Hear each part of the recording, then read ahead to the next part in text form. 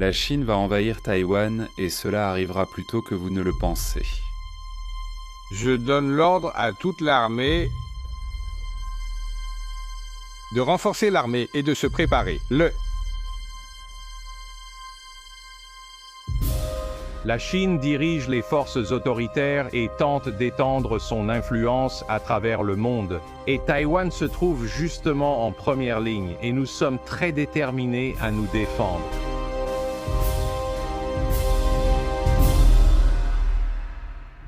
Si vous demandez à la Chine, Taïwan est une province rebelle destinée à être réunifiée sous le régime du Parti communiste chinois.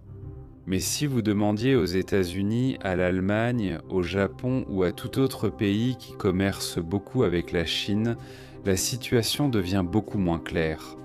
Officiellement, tous ces pays reconnaissent la politique d'une seule Chine, qui stipule que les gouvernements ne peuvent avoir de relations diplomatiques qu'avec le gouvernement de la République populaire de Chine, basé à Pékin, ou avec le gouvernement de Taipei, mais pas avec les deux. Cependant, tout en faisant cette concession diplomatique, ces mêmes pays vendent du matériel militaire à Taïwan, réalisent d'importants échanges commerciaux et envoient d'un même leurs politiciens pour des visites officielles. Si cela vous semble être un équilibre instable, vous avez raison. La Chine n'est pas satisfaite du statu quo. En fait, l'objectif géopolitique numéro 1 du président chinois Xi Jinping est la réunification avec Taïwan. L'unification des 5 pays doit être accomplie et elle doit l'être. Il considère l'implication de puissances extérieures comme inappropriée et irrespectueuse. Face à la division U, aux forces américaines et aux puissances sérieuses qui cherchent à interférer dans les affaires de Taïwan. Nous sommes déterminés à mener la lutte majeure contre la séparation et l'ingérence. Et même s'il préférerait une prise de contrôle pacifique, abandonner le recours à la force. Maintenir tout ce qui est nécessaire. Vous pensez peut-être que je sélectionne des extraits, mais non. Voici un autre point de vue. Écoutez leur discours, ils affirment qu'ils vont le faire. Si la Chine devait prendre Taïwan par la force, cela aurait des répercussions majeures sur l'économie mondiale. Une guerre en mer de Chine méridionale entraînerait une dépression mondiale pire que tout ce que nous avons connu de notre vivant. Mais si les paroles de Xi ne suffisent pas à vous convaincre de ce risque, alors le reste de cette vidéo le fera. Elle va inclure le contexte historique, répertorier l'accumulation militaire sans précédent de la Chine et montrer comment la prise de décision de la direction du PCC s'est éloignée de la logique économique et ce que cela implique. L'histoire nous enseigne qu'un dirigeant messianique avec un contrôle centralisé à la tête d'une société totalitaire, animée de griffes, disposant d'un grand pouvoir coercitif et ayant l'ambition de modifier le système international selon ses préférences, que si vous réunissez tous ces éléments, cela représente l'une des tendances les plus dangereuses en géopolitique. Et à la fin, nous partagerons les 3 mois du calendrier où une invasion chinoise serait la plus probable. Allons-y.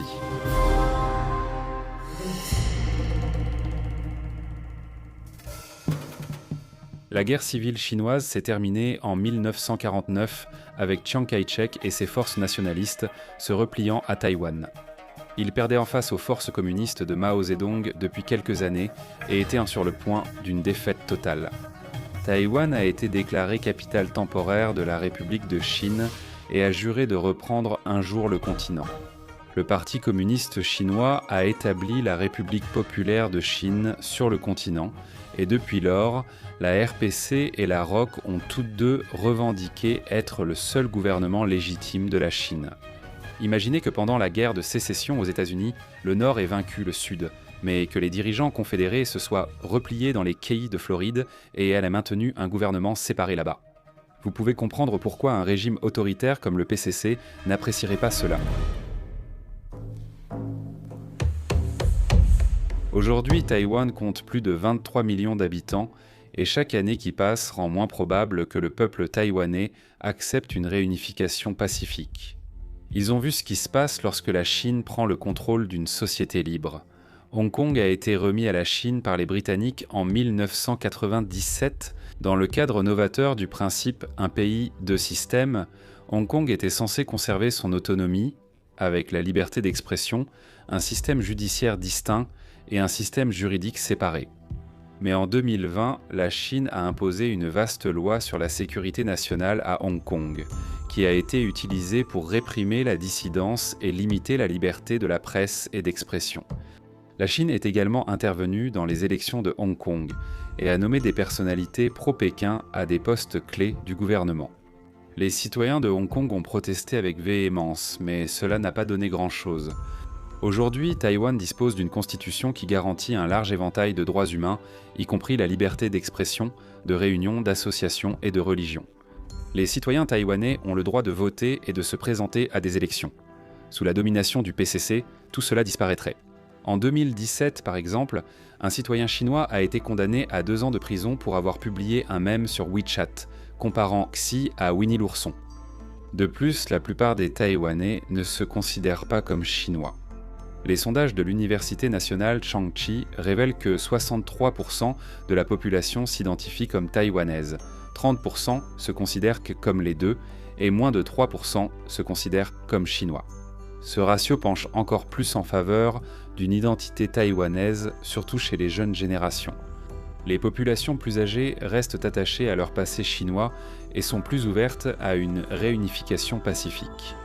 Pendant ce temps, la jeune génération, qui serait celle à combattre en cas de guerre, possède une identité nationale taïwanaise cohérente. Si vous étiez habitué à la liberté et que vous ne vous considériez pas comme chinois, pourquoi voudriez-vous vous réunifier pacifiquement ?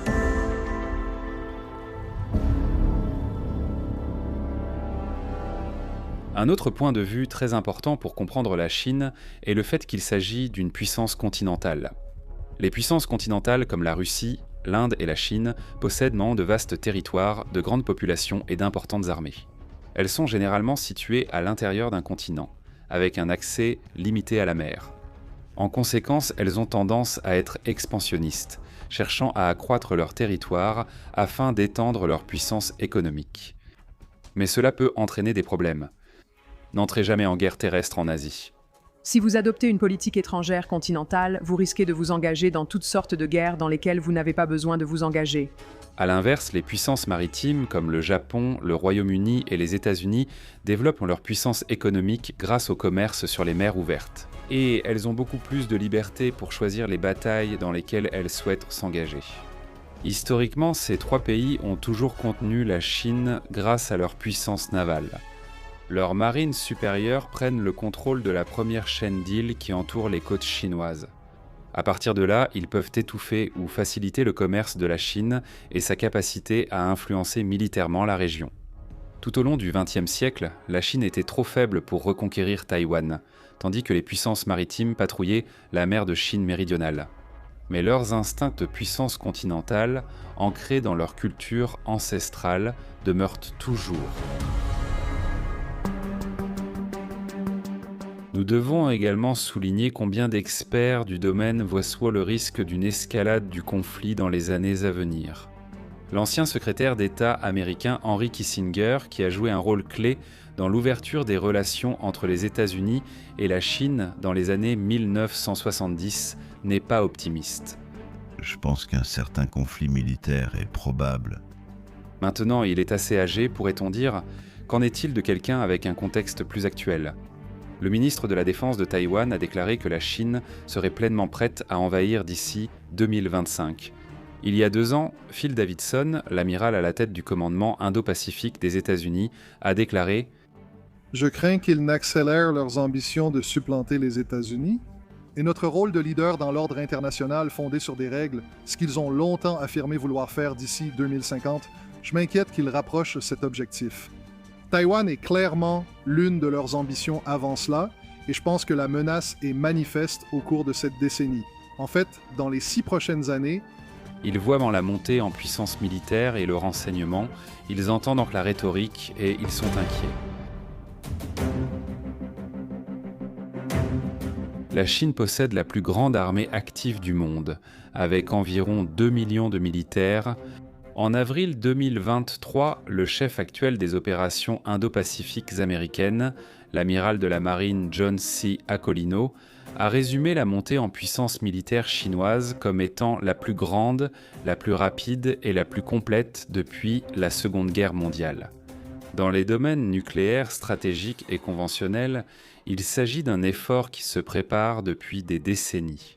Depuis la victoire de l'armée américaine sur l'Irak lors de la première guerre du Golfe en 1991, les dirigeants militaires chinois ont examiné de près les performances de leurs rivaux et ont lancé une modernisation militaire spécifiquement conçue pour contrer les forces américaines. Voici ce que cela signifie. La Chine construit énormément de navires. La marine de l'armée populaire de libération compte plus de 370 navires de guerre, y compris des sous-marins, tandis que la marine américaine en possède moins de 300, et dans les années à venir, cet écart va se creuser. Maintenant, les navires américains sont beaucoup plus grands et plus puissants. Mais cela signifie aussi que la marine américaine subit un coût bien plus important si l'un de ses navires est coulé, explique Carlos Del Toro, le secrétaire de la marine américaine. En ce qui concerne la Chine, ils ont 13 chantiers navals.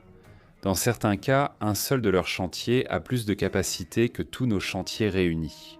Cela représente une véritable menace.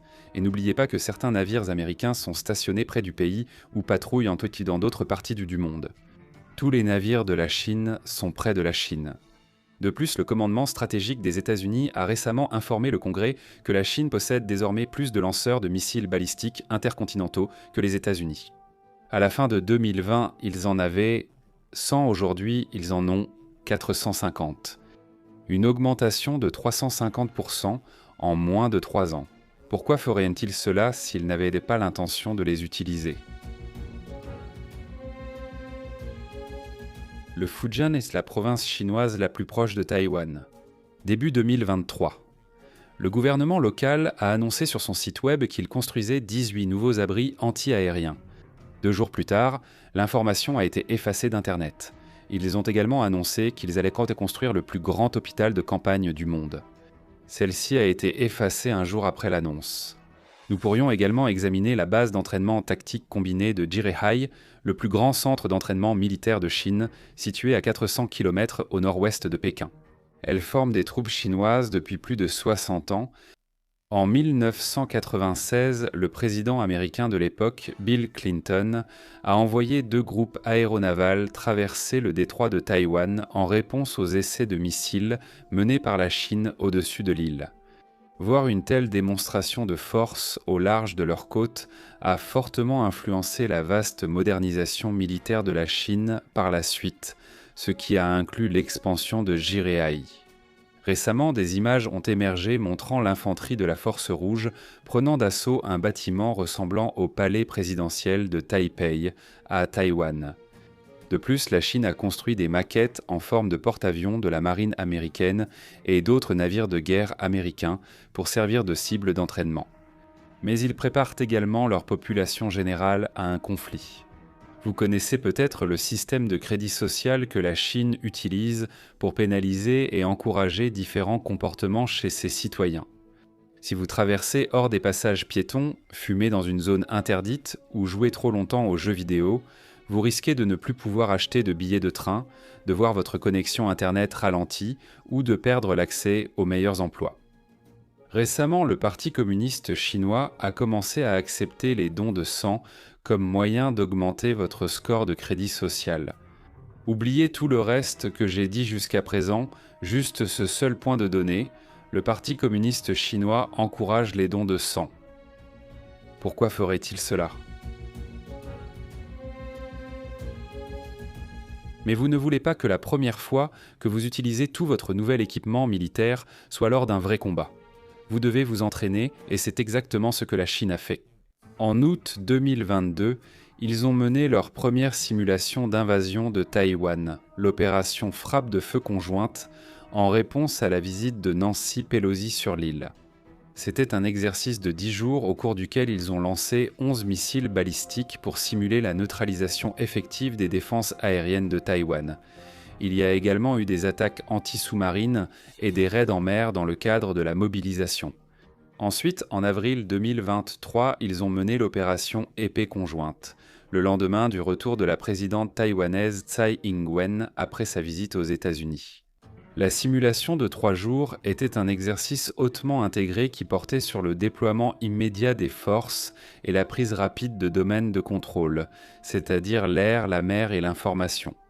Les dirigeants militaires chinois ont observé l'inefficacité lente de l'invasion de l'Ukraine par Poutine et veulent éviter de s'enliser. Ils ont appris à ne pas annoncer leur mouvement et à ne pas permettre à leur ennemi de se préparer. Leur 3e grand exercice de guerre a eu lieu en septembre 2023. C'était le plus grand exercice jamais réalisé par la Chine, simulant un blocus, avec 70 navires de guerre déployés sur une période de 5 jours. Simultanément, plus de 160 avions de guerre chinois ont été détectés opérant autour de Taïwan. Ils ont établi un record en une journée le 17 septembre, lorsque 103 avions ont pénétré dans la zone de défense aérienne de Taïwan. Pendant ce temps, les États-Unis se contentent de faire passer quelques navires de guerre en mer de Chine méridionale. Ils ne peuvent pas simuler leur stratégie de défense prévue. À la place ils sont réduits à organiser des jeux de guerre sur des modèles numériques et à faire des exercices dans leurs bases autour du Pacifique. Malheureusement, ces jeux de guerre ne se passent pas bien. Dans son livre « La chaîne de la mort », l'auteur Christian Broz propose une évaluation alarmante des jeux de guerre américains. Face à la Chine, les États-Unis ont un bilan presque parfait. Nous avons perdu presque à chaque fois. Le peuple américain ne le sait pas, la plupart des membres du Congrès ne le savent pas, même s'ils le devraient. Au sein du département de la Défense, c'est un fait bien connu. Christian est un autre expert dans ce domaine. Il a été directeur du personnel à la Commission des services armés du Sénat.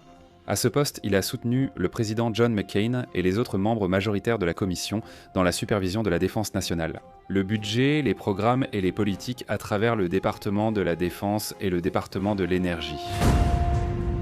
Si vous avez grandi avec l'idée que l'armée américaine possède un avantage insurmontable sur le reste du monde, alors les affirmations de Rose seraient très déconcertantes.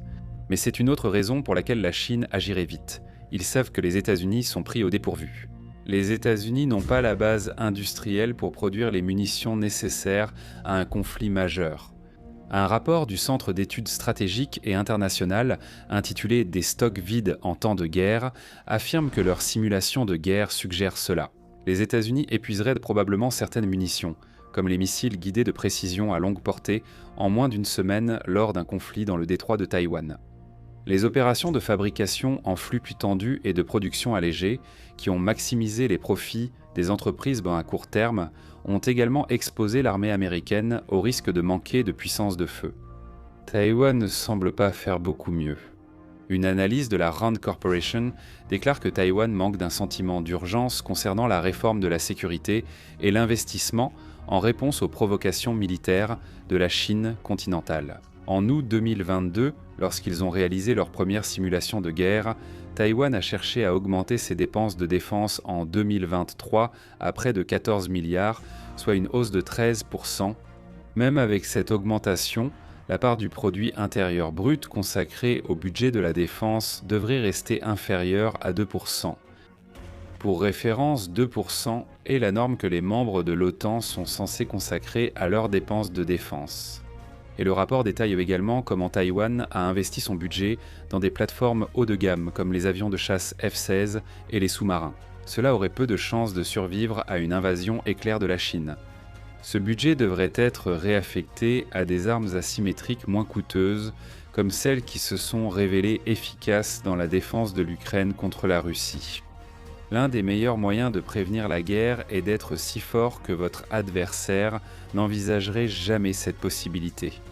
Ce n'est pas la situation actuelle.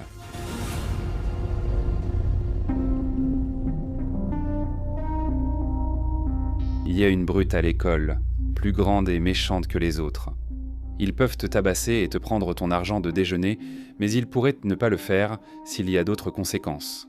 Immédiatement après que Poutine a envahi l'Ukraine, l'Occident a saisi plus de 360 milliards des réserves de devises étrangères de la Russie. La Chine a pris note et a commencé à planifier comment s'isoler des sanctions occidentales. La Chine détient de nombreux dollars aujourd'hui. Ils enregistrent un excédent du compte courant de 400 milliards de dollars, ce qui signifie essentiellement qu'ils réalisent 400 milliards de dollars de bénéfices grâce au commerce international. Maintenant, si vous aviez 400 milliards de dollars de bénéfices, où les placeriez-vous ? Eh bien, les bons du Trésor américain, les obligations émises par le gouvernement des États-Unis, constituent le marché le plus vaste et le plus liquide au monde. D'énormes réserves de capitaux permettent d'investir des sommes colossales dans les bons du Trésor. Ils offrent également le taux d'intérêt le plus élevé de toutes les économies développées. Donc, placez votre argent dans des obligations allemandes, de la dette publique indienne ou des obligations saoudiennes rapporteraient tous un intérêt inférieur sur votre argent. Bien qu'il soit plus difficile de les échanger en grande quantité, il serait logique pour la Chine de détenir beaucoup de bons du Trésor, et historiquement, c'est ce qu'elle a fait. Actuellement, ils sont le deuxième plus grand détenteur de bons du Trésor au monde, après le Japon. Cependant, depuis 2020, leurs avoirs diminuent. Ils sont passés de 1,2 billion à près de 800 milliards. Cette vente massive coïncide avec la hausse des taux d'intérêt, ce qui signifie que les bons du Trésor achetés ici rapportent plus d'intérêt que ceux achetés ici. Ceci est une décision non financière. Si vous dirigiez l'économie chinoise et que vous vouliez maximiser la prospérité, vous continueriez à maintenir ou même à augmenter vos avoirs. Ils ne le font pas, ils vendent parce qu'ils essayent de se protéger contre les sanctions. Maintenant, si vous faites des affaires en Chine, vous allez utiliser le renminbi ou le yuan. Mais lorsque la Chine fait des affaires avec le reste du monde, elle utilise des dollars. Pourquoi ? Le dollar américain est la monnaie de réserve mondiale. Le marché est le plus grand du monde et son état de droit protège les intérêts commerciaux. Le dollar américain s'échange librement sur presque tous les marchés et surpasse toutes les autres monnaies. Combiné dans les transactions internationales, 88% de toutes les transactions mondiales de change s'effectuent en utilisant le dollar américain. C'est selon la Banque des règlements internationaux qui affirme que cette part est restée stable depuis plus de 20 ans. Donc si vous pensiez que dans un avenir proche, votre capacité à utiliser des dollars dans les transactions internationales serait supprimée à cause des sanctions, paieriez-vous vos factures ? Non, eh bien, il y a actuellement 170 milliards d'obligations libellées en dollars américains pour les promoteurs immobiliers chinois, dont 65% sont en défaut de paiement. Lorsque vous comparez les obligations de ces mêmes entreprises qui se négocient en Chine, en yuan, seulement 21% sont en défaut de paiement. Vous ne feriez pas cela si vous comptiez continuer à faire des affaires avec l'Occident. Mais la monnaie ne suffit pas à sécuriser votre économie. Les gens ont toujours besoin de nourriture et d'énergie. Nous avons vu des sanctions contre l'exportation du pétrole et du gaz russe. Mais la Chine n'est pas un exportateur. C'est le plus grand importateur d'énergie au monde, donc les sanctions viseraient à les empêcher d'importer des ressources clés et des produits agricoles. Aujourd'hui, ils brûlent plus de charbon que n'importe quel autre pays. En 2022, ils ont autorisé la construction de 2 nouvelles centrales à charbon chaque semaine. Ils augmentent leurs importations de charbon, passant de 293 millions de tonnes en 2022 à un record de 360 millions de tonnes en 2023. Ils l'entassent, le stockent, l'utilisent au plus tard. Ils importent également la majorité de leur pétrole des Russes, des Saoudiens et d'autres pays du Moyen-Orient. Cela serait peu probable de respecter le régime de sanctions instauré par l'Occident. Donc, leur portefeuille énergétique est plutôt sécurisé. Qu'en est-il de la nourriture ? Ils font des réserves de céréales. La Chine représente 20% de la population mondiale et possède 70% des réserves mondiales de céréales. Les dirigeants chinois ont affirmé que leurs réserves de blé pourraient subvenir aux besoins de la population chinoise pendant 1 an et demi. Pourquoi auriez-vous besoin de faire cela si vous pouviez commercer librement avec le reste du monde ? Donc si vous n'êtes pas encore convaincu de la gravité de cette menace, je ne sais pas quoi vous dire. J'aimerais beaucoup lire tous les commentaires que vous pourriez avoir pour contester les affirmations qui ont été faites dans cette vidéo. Mais au début de tout ça, je vous ai promis de vous dire les mois où une invasion serait la plus probable. Allons-y. Envahir un ennemi par la mer est d'un ordre de grandeur plus difficile que d'attaquer par la terre. Sur le plan logistique, les invasions navales nécessitent un soutien considérable, y compris des navires, des avions et des fournitures. Tout cela est aggravé par de longues distances. Le détroit de Taïwan fait plus de 110 miles de large et connaît des marées de 6 mètres. Les zones côtières sont souvent difficiles d'accès, avec des falaises abruptes, des plages et d'autres obstacles. Cela peut rendre difficile le débarquement rapide et efficace des troupes et du matériel. Cela crée également des zones concentrées où les défenseurs peuvent focaliser leurs armements. Les 2/3 orientaux de Taïwan sont montagneux, avec certains sommets dépassant les 10 000 pieds. Plusieurs sections du littoral comportent des kilomètres de marécages boueux. Il n'y a que quelques plages de débarquement adaptées sur la côte de Taïwan, et celles qui existent sont bien défendues par l'armée taïwanaise. Il s'agit d'une opération amphibie encore plus difficile que l'invasion du jour J en Normandie, qui comportait déjà ses propres défis liés aux marées et aux courants.